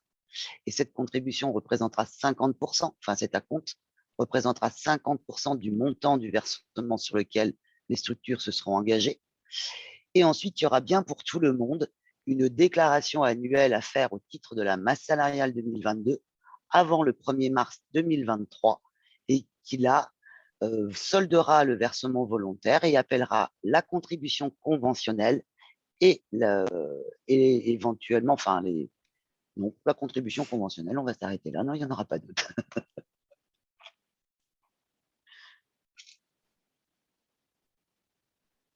Donc ici, vous avez une présentation de l'offre AFDAS et des thématiques sur lesquelles on peut intervenir. Vous avez en premier lieu développé les compétences de vos collaborateurs sur le dispositif plan de développement des compétences. Donc, effectivement, on peut vous accompagner pour financer des formations sur la montée en compétences de vos collaborateurs, sur des petites formations comme des formations APIDAE ou des formations classement des meublés. Ensuite, on peut aussi vous accompagner dans le recrutement de vos futurs salariés et alternants. Donc, par rapport à vos projets de recrutement, effectivement, on peut vous accompagner sur la mise en place d'un contrat d'apprentissage et ou contrat de professionnalisation. On peut également, en fait, vous aider à trouver une école ou un diplôme et vous orienter sur des plateformes de recrutement. Et dans le cadre de recrutement de salariés, vous pouvez aussi faire appel à nous lors de votre phase de recrutement, puisque on peut aussi tout à fait mettre en place avec le Pôle emploi, par exemple, des préparations opérationnelles à l'emploi. Ensuite, au niveau de la troisième thématique, on est bien sûr là aussi pour financer et assurer le suivi des actions de formation. Alors, derrière ça, vous avez, l'AFDAS est organisé, vous avez un pôle conseil qui vous accompagne véritablement sur le projet. Et ensuite, vous avez une plateforme qui va gérer tout ce qui est gestion, suivi de dossier. Voilà, donc ce sont bien deux pôles différents. Et voilà, en tous les cas, on est disponible. Et ensuite, en dernier point, vous avez aussi, si vous souhaitez mettre en place ou mettre en œuvre un projet RH sur mesure, ou si vous avez des problématiques RH, d'outillage, de méthodologie, on peut vous mettre en relation en fait avec des cabinets qui ont été sélectionnés par l'AFDAS et le financer sous l'appui conseil RH. Donc, on le verra un peu plus tard. En fait, l'appui conseil RH peut aussi se spécialiser sur de l'appui conseil digital ou RSE. Donc, voilà, on a plusieurs offres possibles. Certains d'entre vous ont déjà bénéficié d'accompagnement. À la limite, s'ils veulent partager cette expérience avec les autres organismes, ce sera avec plaisir, parce que je pense que cette prestation d'accompagnement n'est peut-être pas toujours bien identifiée dans les missions que mène l'OPCO. En effet, Marie-Lou vient de vous rappeler les différentes missions que nous avons, mais l'important dans ce partenariat entre l'OPCO et les organismes de tourisme, c'est bien qu'il y ait une relation de confiance, que l'on s'appuie l'un sur l'autre. Nous, on a besoin d'avoir des informations en amont de vos projets pour essayer de vous guider sur des dispositifs ou des subventions que l'on pourrait avoir obtenues et dont vous pourriez bénéficier. Mais pour cela, il faut bien être informé en amont des actions que vous allez mener. Si vous ne venez vers nous qu'au moment où vous venez d'enregistrer sur la plateforme des demandes de financement, forcément, on peut mettre en difficulté l'organisation d'une session de formation, parce que là, vous êtes une fois que c'est passé sur le domaine de la gestion, le pôle gestion va prendre le dossier tel que vous l'avez déposé et vous faire bénéficier des règles de gestion que l'on doit appliquer. Nous, en tant que conseillers, Marie-Lou et moi, plus nous avons des informations en amont et plus on va étudier le projet dans la globalité et peut-être voir même dans votre plan global, dans l'ensemble des projets que vous pourriez mener une année et d'essayer d'optimiser au maximum le financement parce que une fois que c'est passé sur la gestion, la règle va s'appliquer et nous, on aura plus de mal à pouvoir revenir sur les éléments et peut-être faire perdre du temps dans la validation du financement auprès de l'organisme pour le bon déroulé de l'action que vous voulez mener. Donc, l'important, c'est d'avoir une relation bien claire et de confiance surtout. Ne vous inquiétez pas, on ne cherche qu'à vous aider. Notre rôle est vraiment de vous accompagner, de vous aider, de vous conseiller. Parce que les dispositifs sont larges. Il y a des informations qui sont bien évidemment communiquées sur notre site internet, mais je sais que vous avez beaucoup d'actions à mener par ailleurs et qu'il n'est pas toujours évident de trouver toutes les informations facilement sur le site. Donc, ce qu'on voulait vous dire avec Marie-Lou, c'est n'hésitez pas à nous contacter et on vous accompagnera. On cherchera avec vous la meilleure solution en termes de financement ou de dispositif éventuellement. Si je peux intervenir, il y a une petite question d'Élodie. Là, en fait, ça revient un petit peu en arrière sur la déclaration. Donc, Élodie Favre de Moyenne qui demandait pourquoi une déclaration en 2023 si tout est collecté en DSN. Alors, les URSSAF ne collectent que le taux légal. Donc, les URSSAF ne vont vous collecter que le taux légal, Okay. donc soit 0,55% de la masse salariale si vous êtes moins de 11, soit 1% si vous êtes plus de 11 salariés. Et puis, la part de la taxe d'apprentissage à raison de 0,59 de la masse salariale. Ça, Donc, ça va être c'est l'ensemble de la contribution qui va être au titre de votre DSN. Il vous reste à déclarer l'ensemble de votre masse salariale auprès de l'AFDAS pour le conventionnel et éventuellement le versement volontaire pour ceux qui auraient choisi cette option. À terme, normalement, en 2023, il est possible que les URSSAF aussi prélèvent la contribution conventionnelle. Mais pour le moment, sur 2022, il n'y aura que le taux légal. Est-ce que ça répond à la question? Oui, oui, complètement. Merci, Isabelle. Je vous en prie. Il n'y a pas d'autres questions sur cette partie-là? Pas pour l'instant. Alors, vas-y, Marilou. Donc sur la slide suivante, en fait, on vous présente les plafonds de financement, donc le plan de développement des compétences, qui est découpé entre voilà, les entreprises de moins de 11 salariés et les entreprises de 11 à 49 salariés. Alors, il faut bien avoir conscience que les montants voilà, affichés ici ne sont pas figés dans le temps et sont amenés voilà, à évoluer au cours de l'année, puisqu'on nous sommes sur un principe de fonds mutualisés et sur décision des branches et des conseils de gestion, il peut être décidé de revoir à la hausse ou à la baisse ces plafonds. Voilà. Donc ça, c'est important de l'avoir en tête et bien sûr, cette enveloppe servira pour financer, les formations, qui ont pour but de développer les compétences de vos collaborateurs.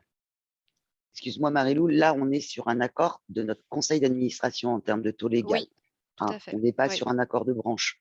Oui, exactement. Ouais. Là, ce que vient de vous donner Marilou, c'est en termes de plafond de développement, de financement. Oui. On parle de. Alors, c'est parfois une confusion, qui peut être une confusion pour vous. À chaque fois, on parle du plan de développement des compétences et en termes de plafond, on vous en annonce souvent deux, le plan de développement des compétences et le plan conventionnel. Mais en fait, le dispositif qui est derrière est bien celui dont a parlé le cabinet Capstan tout à l'heure, en termes de vos obligations, qui est le plan de développement, c'est-à-dire accompagner les salariés au développement des compétences. Donc, on actionne bien un dispositif plan de développement et derrière, il y a deux lignes de financement possibles que l'on gère, nous, bien évidemment, dans notre mission. Donc, et voilà le plan conventionnel. Voilà, donc là, vous avez voilà, un rappel du plan conventionnel avec les plafonds de financement, sachant que dans le tourisme, vous avez en fait une action collective qui a été mise en place avec le Logitourisme sur référent des accueils touristiques. D'ailleurs, je rappelle aux structures qui se seraient inscrites dans le cadre de cette formation référent des accueils touristiques, si vous êtes concerné, de bien faire votre demande de financement rapidement. Au-delà de cette action collective, bien évidemment, le plan conventionnel et, comme l'a rappelé le cabinet Castan, des décisions de la branche. Donc là, c'est bien en accord avec la branche que ces plafonds sont décidés et qui peuvent également être amenés à évoluer. Aujourd'hui, on vous rappelle que tout est basé, puisque on est encore en cours de collecte des fonds basés sur la masse salariale 2021. Donc, tout est calculé et basé sur votre déclaration de l'année 2020 et que les montants peuvent encore évoluer suite à la clôture de la collecte. qui est en train de se réaliser, il peut y avoir des modifications, puisque l'année 2020 a eu une conséquence importante avec l'activité partielle. Il y a eu moins de fonds déclarés, enfin de versements versés au titre de l'année 2020. Et donc, il y a eu des conséquences assez importantes l'année dernière dans le cadre des financements qui ont pu être apportés. Donc, les choses peuvent encore évoluer au titre de cette année 2022 après la collecte qui est en train de se faire. Isabelle, si je peux me permettre, du coup, effectivement, ces montants-là qu'on voit là dans le plan conventionnel, donc de 2008, 3002 et 6000, ceux-là sont susceptibles d'évoluer en cours d'année par décision du conseil d'administration de l'AFDAS. Alors là, non, on est sur Non. le plan conventionnel, c'est par décision de branche.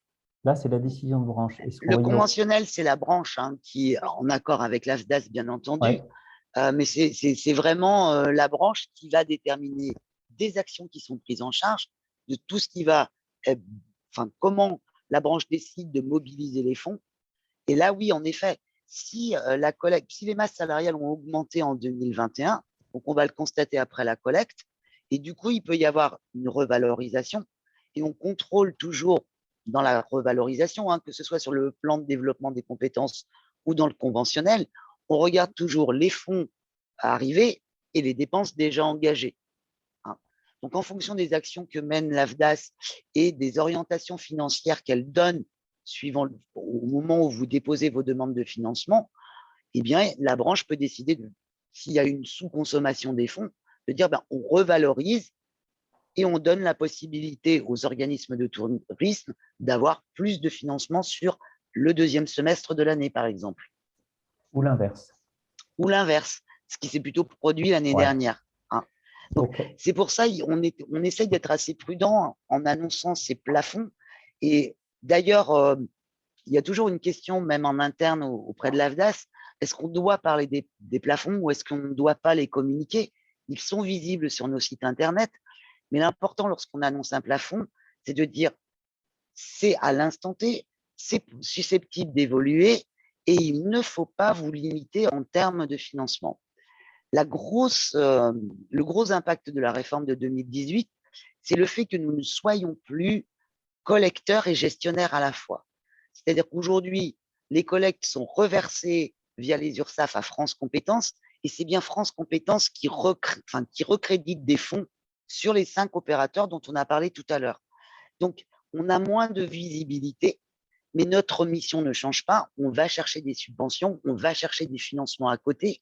On essaye de négocier des actions collectives avec d'autres partenaires institutionnels. Et donc, on a peut-être, nous, connaissance de possibilités que vous n'avez pas. Et c'est pour ça que j'insiste sur le fait de travailler dans la globalité, dans l'anticipation de vos plans et de vos projets de formation sur une année, de revenir vers nous avec cette globalité pour qu'on ne fasse pas du one-shot, c'est-à-dire un dossier, un financement, mais de travailler vraiment dans l'ensemble de vos projets. Et on va le voir tout à l'heure, on va aborder le sujet du FNE. C'est aujourd'hui notre possibilité de vous apporter plus de financement qu'on ne vous annonce dans le cadre de vos plafonds.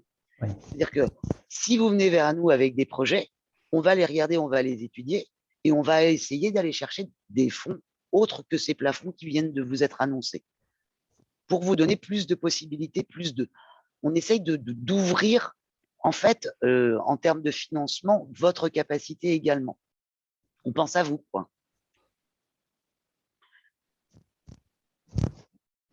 Et voilà, on y est. Nous voilà, on va aborder le sujet FNE.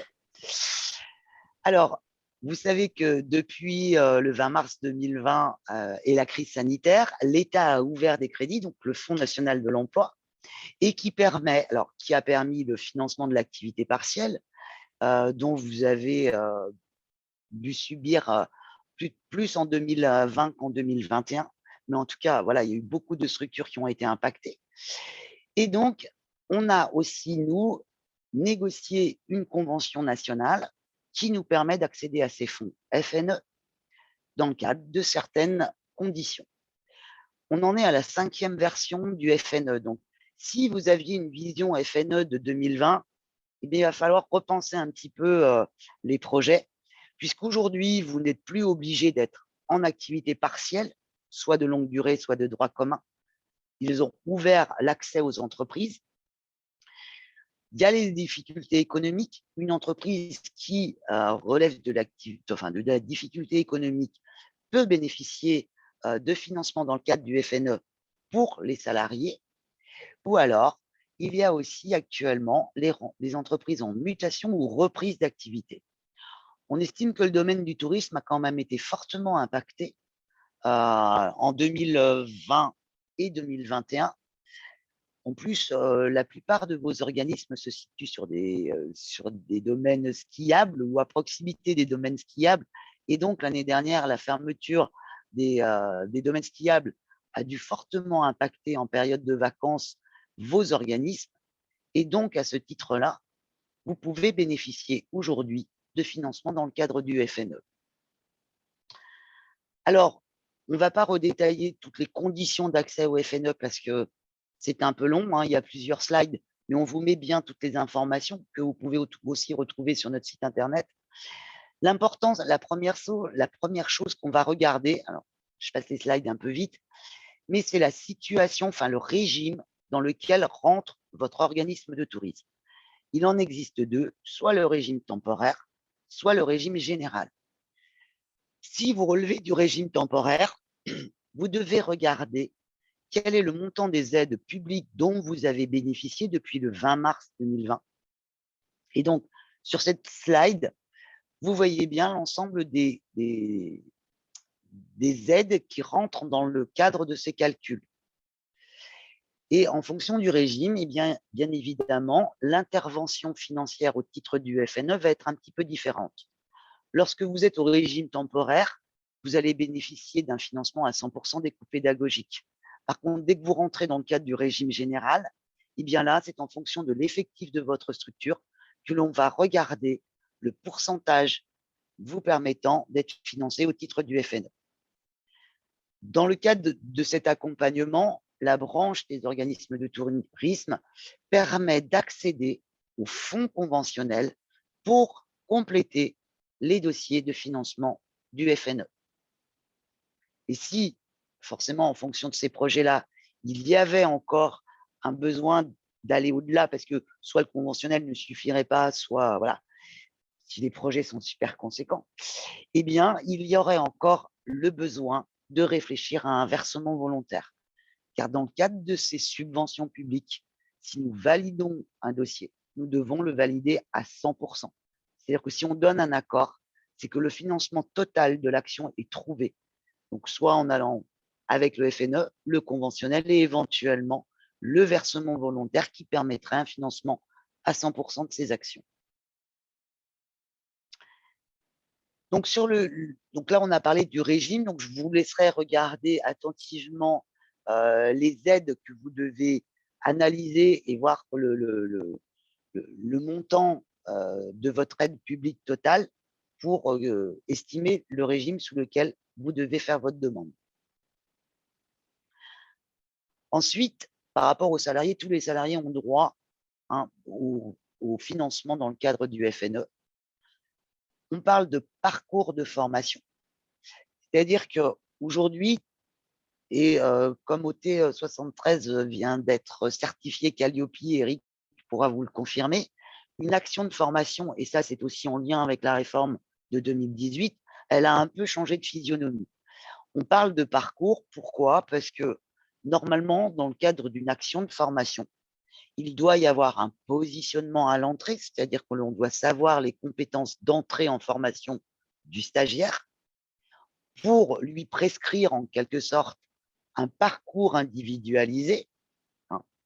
Et à la fin, on doit évaluer les compétences acquises par l'action de formation, par le suivi de la formation.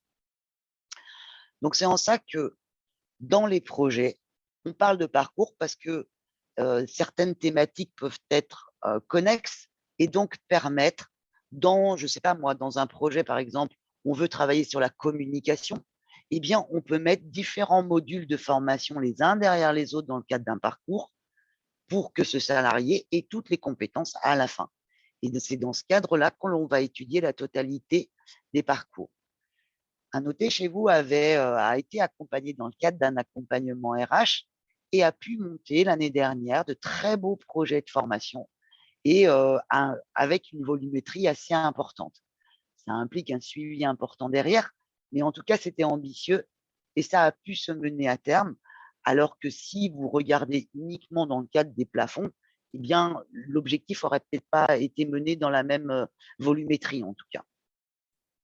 Donc, je pense qu'il faut bien regarder ça et réfléchir vraiment dans la globalité et se projeter sur l'avenir, c'est-à-dire quels sont les impacts du numérique, quels sont les projets éventuellement d'évolution d'un salarié dans l'entreprise, puisque dans le cadre du FNE, on peut financer des parcours de reconversion dans l'entreprise. Donc, quelqu'un qui évoluerait, qui a besoin d'être accompagné par plusieurs modules de formation, pourrait l'être, et le financement pourrait, en fonction du régime, être total.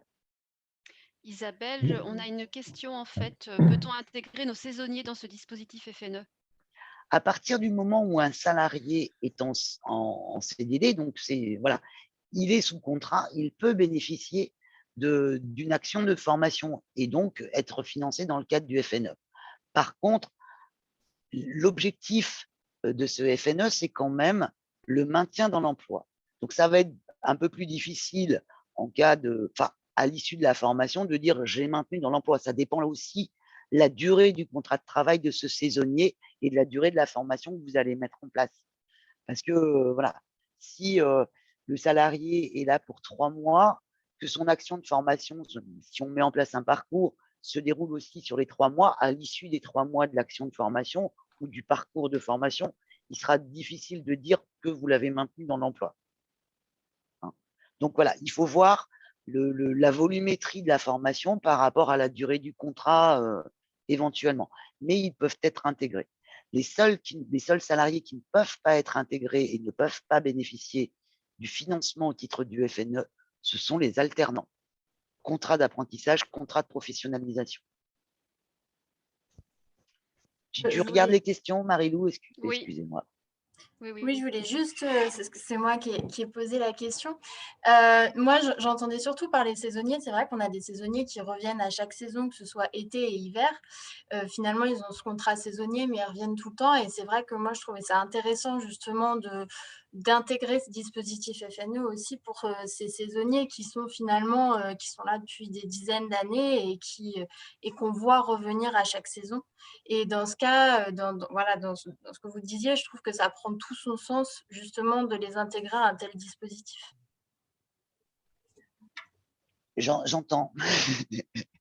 Je vois que vous êtes toujours aussi ambitieuse et ça m'a ravie.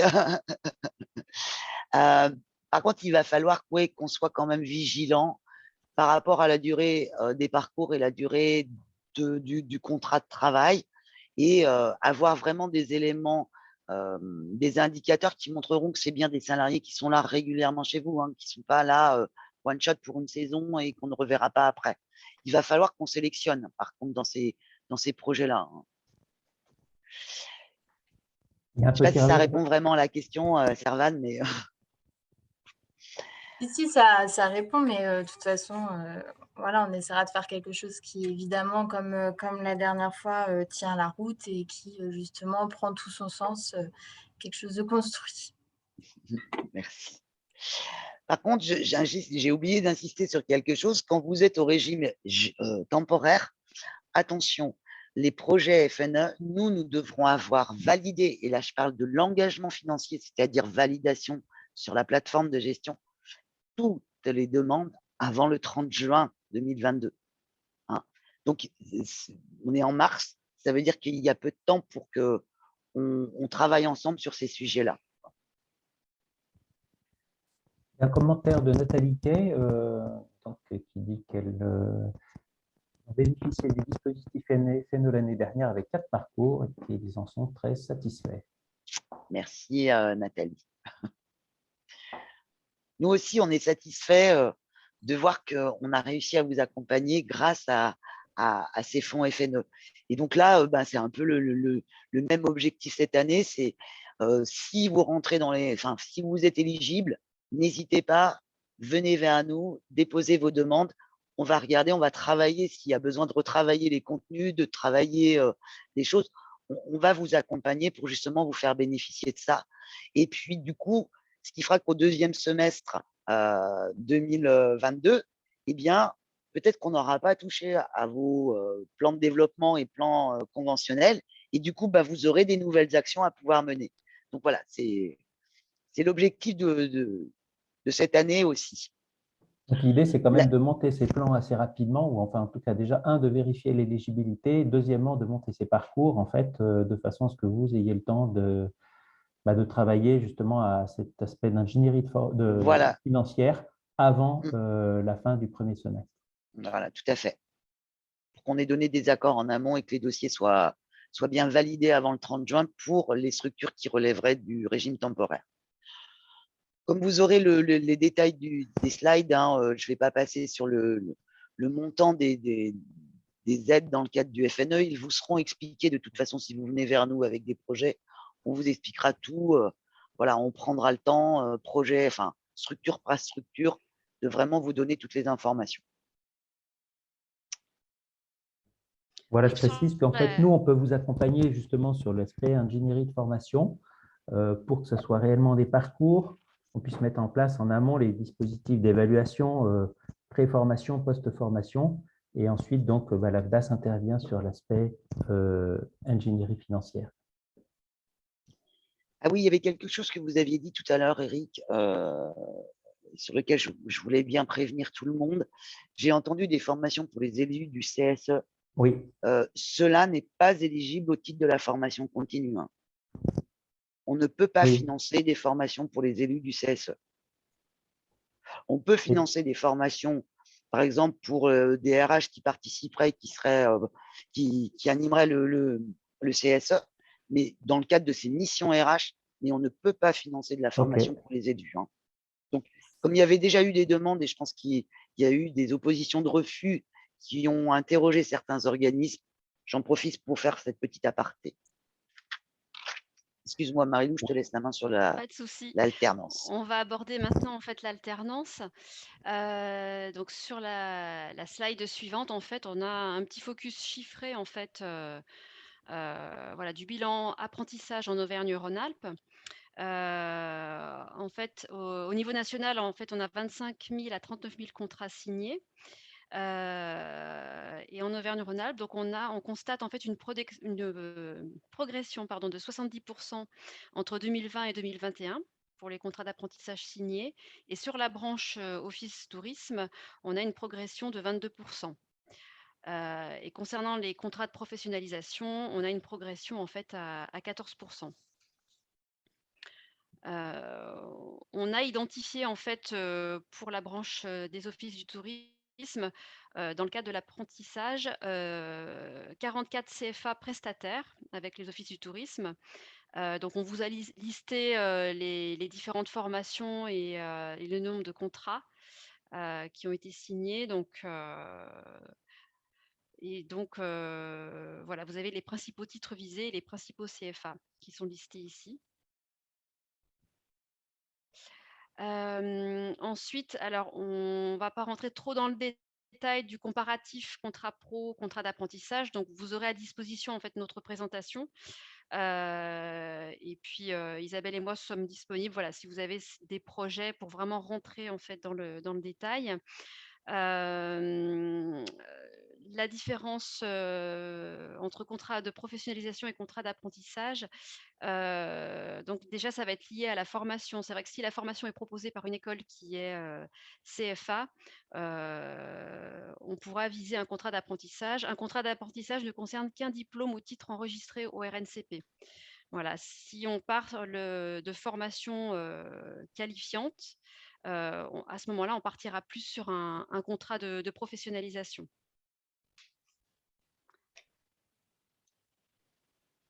Donc, au niveau des contrats, donc on peut mettre en place de l'alternance sur des CDI. Donc, ça va débuter soit par une période de professionnalisation sur un contrat de professionnalisation ou par une période d'apprentissage dans le cadre d'un contrat d'apprentissage. Ensuite, il est possible de faire aussi un CDD de 6 à 12 mois pour le contrat de professionnalisation Et sur de l'apprentissage, en fait, ça sera un CDD minimum de 6 mois et on peut aller jusqu'à 3 ans. Donc après, effectivement, il y a différentes modalités de formation et durée à respecter. Donc en fonction de vos projets, on verra à ce moment-là, effectivement, voir à ce que ces règles de gestion, en fait, soient bien respectées. Et ça concerne aussi les débuts et fins de contrat par rapport à la formation théorique. Donc il y a différents points, effectivement, que l'on pourra aborder lorsque vous viendrez vers nous avec vos différents projets d'embauche dans le cadre de l'alternance, différents points de contrôle à surveiller. Ici, on aborde en fait les grilles de rémunération. Alors, dans le cadre d'un contrat de professionnalisation, on se base plutôt sur un niveau de formation de la personne au moment où elle démarre son alternance, en fonction d'une tranche d'âge qui est donnée. Donc, on a différents pourcentages de SMIC. Dans le cadre de l'apprentissage, on va plutôt raisonner en cycle de formation pour déterminer, et en tranche d'âge également, mais pour déterminer en fait le taux de rémunération. Isabelle, tu veux rajouter Oui, quelques voulais éléments? rajouter et rebondir sur ce qu'avait dit tout à l'heure le Oui. cabinet Capstan. Là, sur les slides, on vous parle de niveau de SMIC, mais dans le cadre de vos accords de branche, vous êtes sur le minimum le salaire exact. minimum conventionnel. Mm. Donc, ce qui est un peu différent, mais ça, c'est le minimum légal. Donc, nous, on affiche sur tous les documents pas les spécificités de branche ou sur le site internet, mais bien le niveau légal, puisque c'est le minimum qui doit être respecté et sur lequel nous, on fait l'instruction des dossiers. Nous n'avons pas à disposition toutes les conventions collectives, et donc nous regardons principalement si les salaires répondent au minimum légal, puisque c'est celui sur lequel on ne peut pas, enfin, en deçà duquel on ne peut pas aller. Donc, voilà, c'est pour ça que nous, on parle de SMIC, mais vous penserez bien à vous caler sur le salaire minimum conventionnel. Et tu reprends la main. Oui, en fait, c'est important de préciser effectivement qu'il faut prévoir un encadrement dans le cadre de l'alternance. Donc, on parle de tuteur sur un contrat de professionnalisation et de maître d'apprentissage pour un contrat d'apprentissage. Donc, en fait, il est important que la personne qui est nommée tuteur ou maître d'apprentissage soit un salarié qualifié de l'entreprise ou employeur salarié. Ensuite, par rapport au nombre de contrats que vous pouvez avoir en entreprise, sur un contrat de professionnalisation, le tuteur peut suivre simultanément 3 alternants. Pour le contrat d'apprentissage, en fait, il peut suivre le maître d'apprentissage peut suivre simultanément 2 apprentis maximum. Par rapport au financement de l'alternance, on est plutôt sur un coût horaire, en fait, sur un contrat de professionnalisation.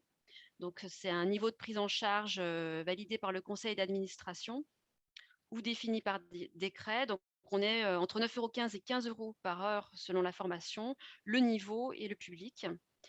Sur le contrat d'apprentissage, en fait, on intervient sur la base d'un niveau de prise en charge qui est défini par la branche et validé par France Compétences ou par décret.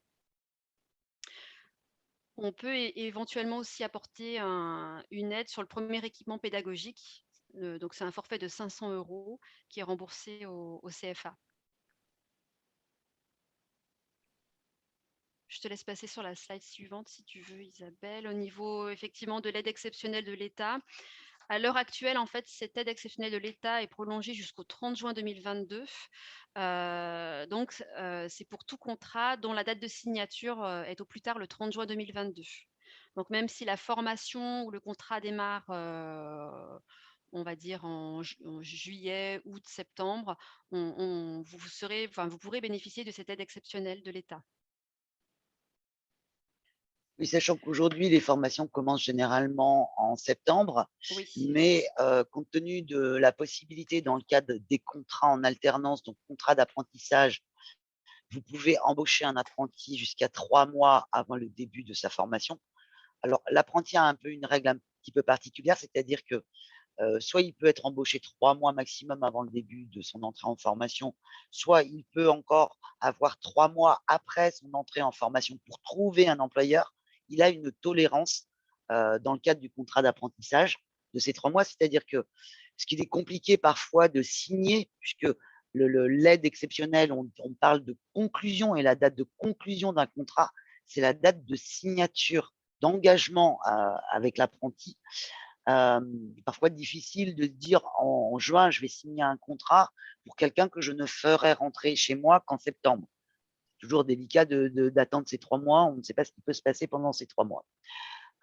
Mais en tout cas, vous pouvez, si la formation débute en septembre, recruter la personne déjà dès juillet, ce qui peut être intéressant, c'est-à-dire d'anticiper et d'avoir des personnes qui après vont rentrer dans leur système d'alternance réelle avec leur formation, mais en tout cas, vous les aurez aussi pendant l'été, où là, vous avez peut-être besoin d'un petit peu plus de personnel. Donc, c'est le moment de réfléchir à vos recrutements en alternance. Et je pense que les organismes, les CFA, ne vont pas manquer de vous solliciter pour vous dire allez-y, c'est maintenant, puisqu'on n'a aucune certitude que cette aide de 8 000 ou de 5 000 euros soit prolongée au-delà du 30 juin. En plus, on est en période d'élection. Et puis, on a d'autres sujets internationaux qui interfèrent déjà au niveau de la campagne électorale. Donc, du coup, on ne sait pas s'il y a des choses qui seront mises en place et si le nouveau gouvernement aura le temps de prendre une décision qui prolongera cette aide ou pas.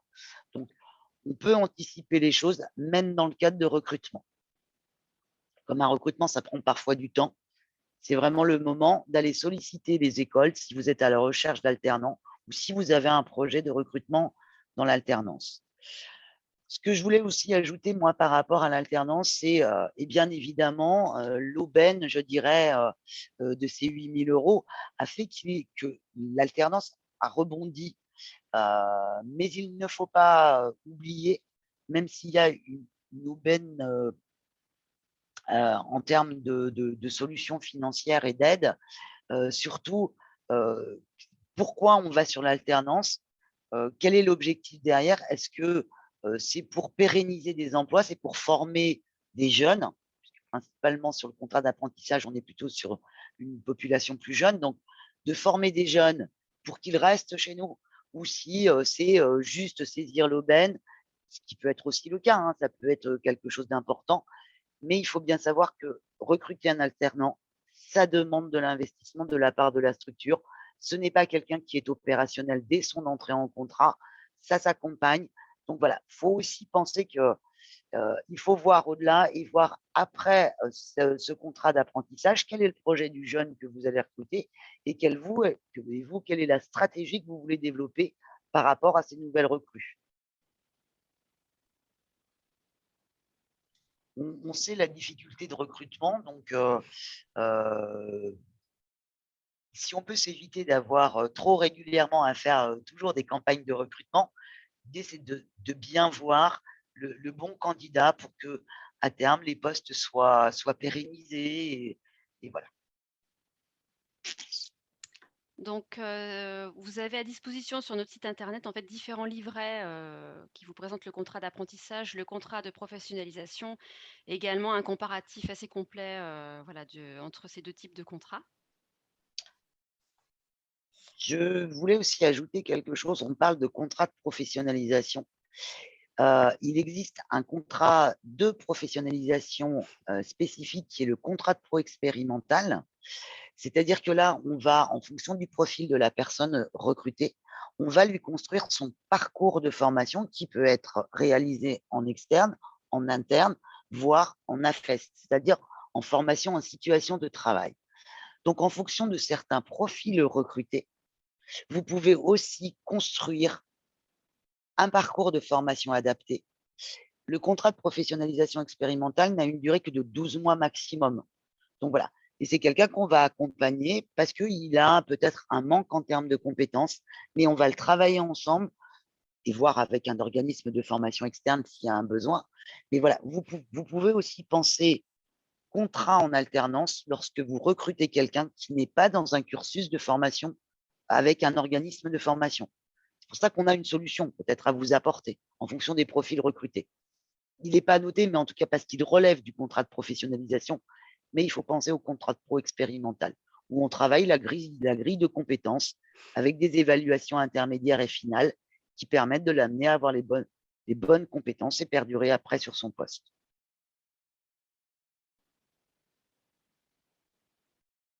Donc, on va aborder maintenant la reconversion ou promotion par l'alternance. Donc, c'est un nouveau dispositif qui est effectif depuis le 1er janvier 2019 et qui a pour objet de permettre aux salariés de changer de métier ou de profession ou de bénéficier d'une promotion sociale ou professionnelle par des actions de formation. Aujourd'hui, il y a des accords signés et étendus, donc pas forcément dans toutes les branches, mais voilà, vous avez notamment l'Office du tourisme qui s'est positionné sur la Pro A. Les publics bénéficiaires, en fait, on va retrouver en fait les CDI, mais aussi les publics spécifiques. Et il faut préciser que ça va concerner en fait les personnes qui n'ont pas atteint un niveau de qualification sanctionné par par une certification professionnelle enregistrée au RNCP et correspondant au grade de licence. Voilà, donc jusqu'au bac plus 2, en fait, vous pouvez mettre en place un dispositif PROA. Concernant les parcours avec certification, donc on peut mettre en place la PROA donc voilà, pour différents types d'actions de formation. Vous avez ce que l'on appelle le parcours CLEA, donc, qui permet l'acquisition du socle de connaissances et de compétences. Et ensuite, vous avez la validation des acquis et de l'expérience qui permet de valider un diplôme ou un titre professionnel reconnu par l'État. Et des parcours de formation qui vont permettre effectivement d'obtenir une certification. Donc, toujours en lien avec la liste de l'accord de branche étendue Office du tourisme. Puisqu'en fait, effectivement, ici, vous allez trouver en fait toutes les formations. Donc, en fait, cette liste est disponible également sur notre site internet. Mais vous avez ici toutes les titres RNCP qui ont été retenus par la branche Office du tourisme. Au niveau du financement, donc en fait, la PROA est financée sur les fonds de l'alternance. Donc en fait, on part sur les taux horaires des contrats de professionnalisation. Mais par contre, on a un plafond à 3 000 €. Donc on ne pourra pas aller au-delà de 3 000 € sur un financement PROA. Oui, dans les publics spécifiques, c'est vrai que Oui. la PROA, elle amène des projets de reconversion, mais attention, des projets de reconversion dans l'entreprise.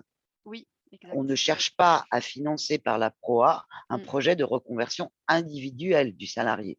Il a d'autres dispositifs qu'il peut actionner pour cela, la transition professionnelle ou son CPF.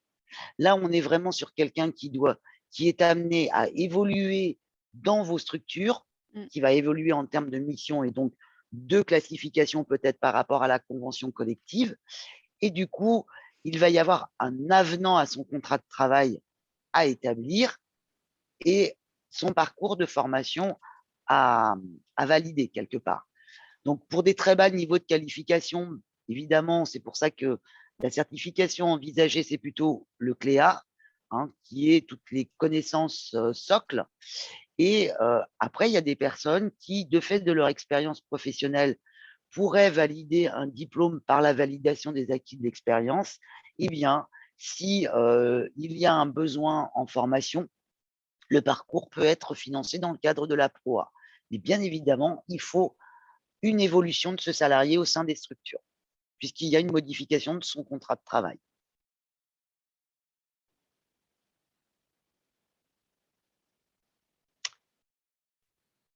Ensuite, on va aborder en fait la thématique des appuis conseils RH. Tu voulais préciser quelque chose, Isabelle? Non, je réfléchissais, mais non. À moins qu'il y ait des questions. Oui, Mais peut-être, oui, effectivement. non, je ne vois pas de questions en tout cas. Donc ensuite, on peut vous accompagner en fait sur des prestations d'appui conseil en vous mettant en relation avec des consultants RH, des cabinets. Donc ça va vous permettre par exemple de professionnaliser vos pratiques RH, d'initier ou consolider votre transformation digitale, d'adapter vos ressources aux besoins, développer les compétences de vos collaborateurs. On peut aborder aussi le thème RSE. Donc, c'est vrai qu'aujourd'hui, en fait, on a différentes thématiques que l'on peut aborder avec l'appui conseil. J'ai entendu tout à l'heure, Eric, que vous aviez parlé d'une formation au tourisme durable. Donc, moi, je Oui, me tout suis à noté fait. dans un petit coin RSE. Ouais. En effet, vous proposez des formations, mais dans le cadre de la responsabilité sociétale des entreprises, c'est vrai qu'il y a un volet développement durable, mais il n'y a pas que ça. Quel est l'impact de vos organismes dans le schéma, on va dire, territorial ou dans vos relations avec les institutionnels? Comment vous valorisez les actions que vous pouvez mener sur le territoire? Donc, notre appui conseil RSE peut aussi vous aider à valoriser toute cette dimension RSE. Mais bien évidemment, nous, on est plus sur une thématique qui est récurrente à l'ensemble des appuis conseils, c'est le volet RH. Impact du digital sur nos ressources, impact de la RSE sur nos ressources, comment on les mène, voilà. À chaque fois que vous avez un appui conseil, on part de la dimension RH. C'est est-ce que j'ai un projet dans le cadre de la RSE, mais quel est l'impact des ressources? Comment j'analyse les compétences en interne et qu'est-ce que je dois mener pour les faire évoluer vers cette stratégie que je veux mener?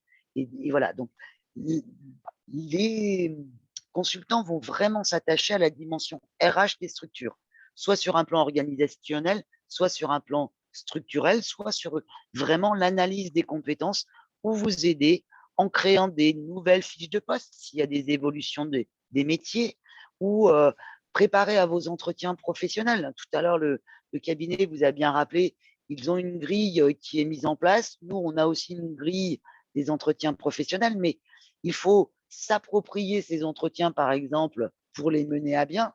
Si ce n'est pas les RH qui font tous les entretiens professionnels, si c'est au niveau des managers, comment on accompagne ces managers? Tout rentre dans cette dimension-là.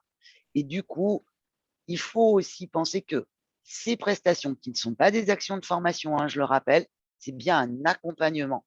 Le cabinet ne fait pas à la place de la structure. Il est là pour vous donner des outils et de la méthode.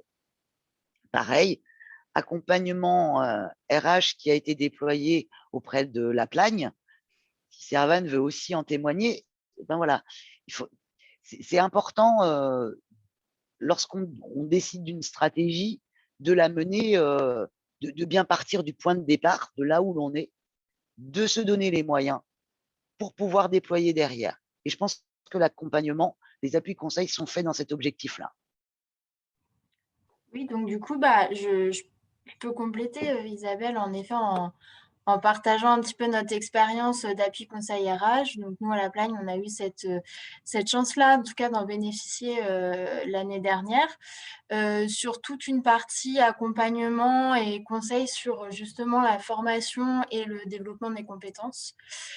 Donc, on a pu créer un référentiel compétences. Notre conseillère dans cette démarche-là, en fait, nous a aidés pour créer notre plan de développement de compétences, nos parcours de formation.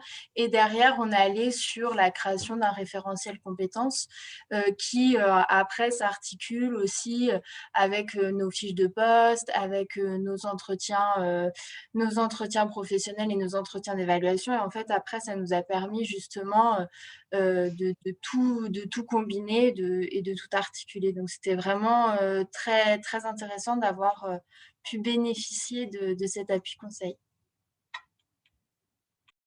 Merci. Donc voilà, donc il y a ces accompagnements RH, RSE, transformation digitale. Donc dans la transformation digitale, c'est bien l'impact sur les ressources et comment j'accompagne ces changements. Donc on n'est pas dans la transfo digitale, on n'est pas sur du benchmark d'outils. On est bien sur l'impact et la mutation, quoi, en fait. La mutation en termes de compétences, la mutation au sein de la structure. Voilà, tout ça est accompagné par des cabinets. Donc, si ces projets-là vous intéressent, eh bien, avec plaisir, nous vous communiquerons les différents cabinets qui ont été répertoriés pour chacun des accompagnements. Est-ce qu'il y a des questions par rapport à cela? Non, j'en vois pas en tout cas.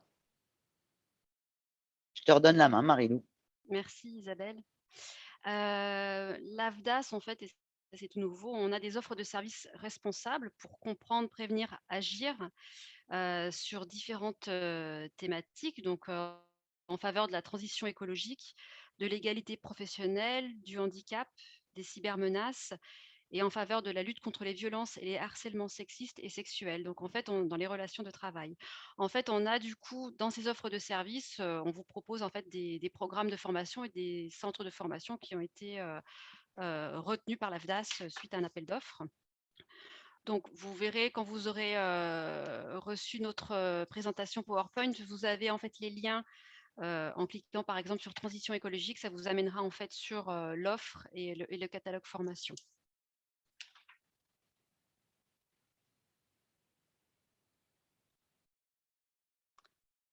On met à disposition en fait sur notre site internet les études et diagnostics des branches. Donc c'est l'Observatoire des métiers. Donc en fait, vous pouvez en fait consulter ces études branche par branche. Voilà, vous avez le lien ici qui est indiqué. Mais c'est important, grâce à l'Observatoire, vous pouvez peut-être voir aussi les rôles et enjeux, découvrir les observatoires, les différents travaux. Et vous avez aussi accès à des ressources, des études prospectives et des cartographies aussi par métier. Métier, certification, ressources métiers.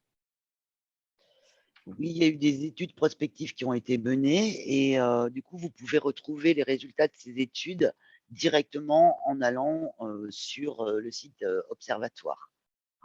Donc, branche par branche, vous avez toutes les informations relatives à vos spécificités dans vos secteurs et aux travaux aussi qui sont menés en lien avec nos services ou même et aussi au niveau national ou régional éventuellement.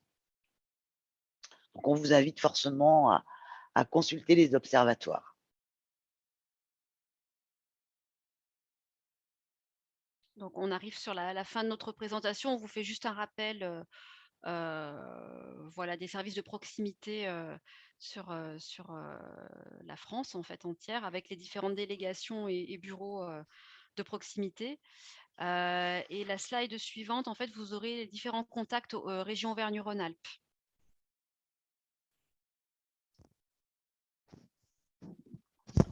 Donc, comme vous l'a dit Marilou au début de son intervention, oui. Jusqu'alors, vous m'aviez plutôt principalement, même pour les petites structures, en conseillère. Mais voilà, le territoire est vaste. Et je vais maintenant plutôt me consacrer aux structures qui disposent de plus de 5 salariés. Alors, la base de notre répartition se fait par rapport aux déclarations annuelles des salaires et des effectifs équivalents temps plein que vous aurez déclarés. Donc, Marilou sera votre conseillère pour les structures de moins de 5 salariés et je resterai votre conseillère pour les plus de 5. D'autre part, je suis au niveau de la délégation Auvergne-Rhône-Alpes référence sur le tourisme. Donc, vaste domaine du tourisme. Donc, pour les organismes de tourisme, pour l'hôtellerie de plein air. Et je participe à différents COEF et différentes réunions institutionnelles.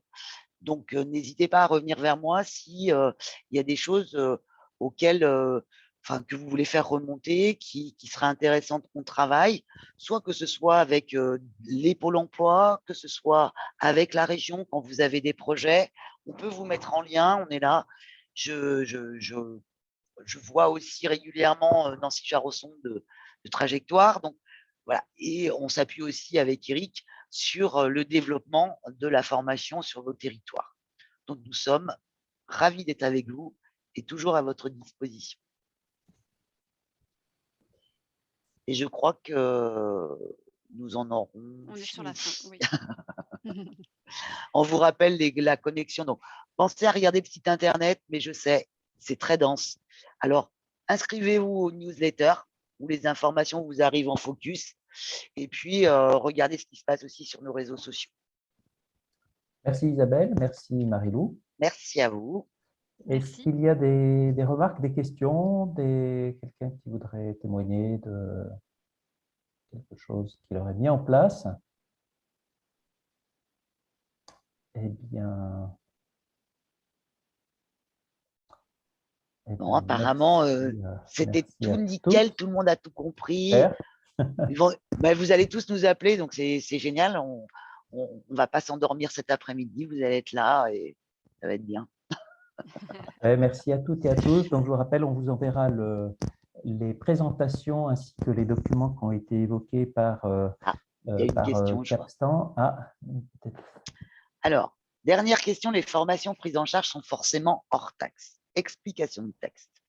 La base du financement se fait obligatoirement sur la base hors taxe, puisque certains organismes sont assujettis et d'autres ne le sont pas. Donc, on part sur le même niveau. Un organisme non assujetti va vous faire un devis net de taxes. Et ça, j'insiste sur le net de taxes, parce qu'il y en a qui vous mettent du TTC en vous disant qu'ils ne sont pas assujettis. Il y a incohérence pour moi sur le devis. Donc, formation nette de taxes ou hors taxes, la base est la même. Mais nous, on paye bien les organismes avec leur TVA. J'ai répondu à la question.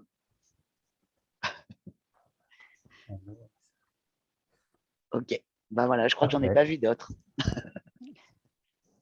Parfait. Merci à tous, en tout cas. Merci à toutes et à tous. Très bonne journée.